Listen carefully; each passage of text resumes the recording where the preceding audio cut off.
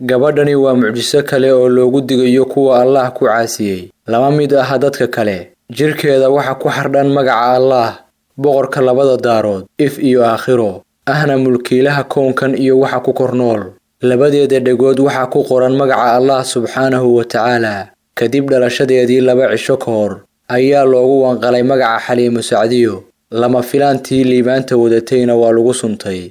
Gabadha curad ee qoys danyar ah, xaaladoodu adag tahay, ka mid ah barakacayaasha Elman ee kulaalaya madaxtooyada Soomaaliya oo ku taal degmada Warta Nabadda ee gobolka Banaadir.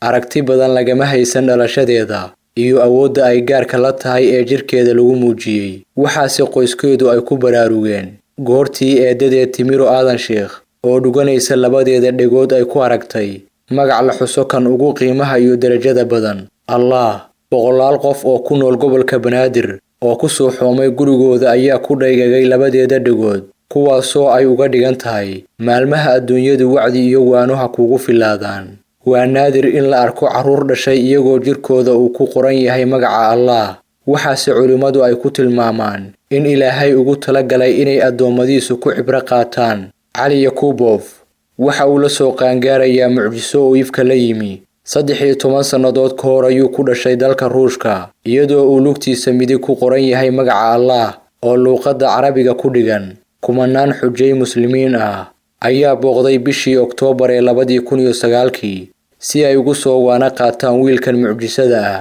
oo magaciisa Allah astaan uga dhigay. Waxaana la wariyay inuu sabab u noqday in dad badani ay soo islaamaan.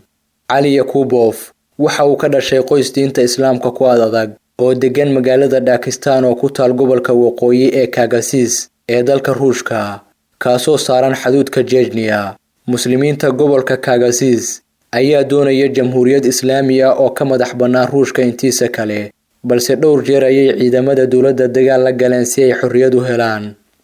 Gabar kale oo magaca Allah uu kaga qoran yahay laabta, bowdada iyo dhabarka ayaa 2 Maarso ee sanadkii 2009 ku dhalatay magaalada Sokoto ee dalka Nigeria. Waxa waalidkeed u bixiyeen magaca magaalada adduunka ee Maka. Waxay ahayd ilmaha afraad ee waalidkeed oo isqabay muddo 16 sano ah. Waxa iska dhalay El Xaaji Xuseini iyo Saaratu Yuusuf oo ka soo guuray magaalada Gastina.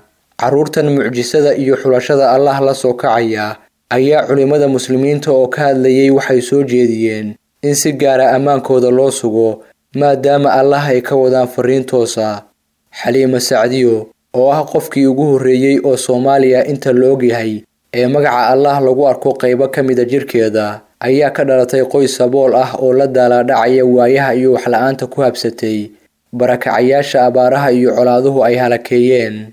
Aabaheed Ismaaciil Aadan iyo awoowaheed Aadan Sheekh Aweys oo la hadlay warbaahinta Shabeelle ayaa sheegay inay aad ugu faraxsan yihiin gabadhan oo uu calaamad u yahay magaca Ilaahay. Iyagoo ka fekeraya culayska mas'uuliyadeed ee kabar khayr kaga tilmaaman dadka kale, ayay codsadeen in loo duceeyo, lagana garab siiyo korriimada iyo xanaanaynteeda si ay waalidkeeda uga hesho mudnaanta Ilaahay uu siiyey.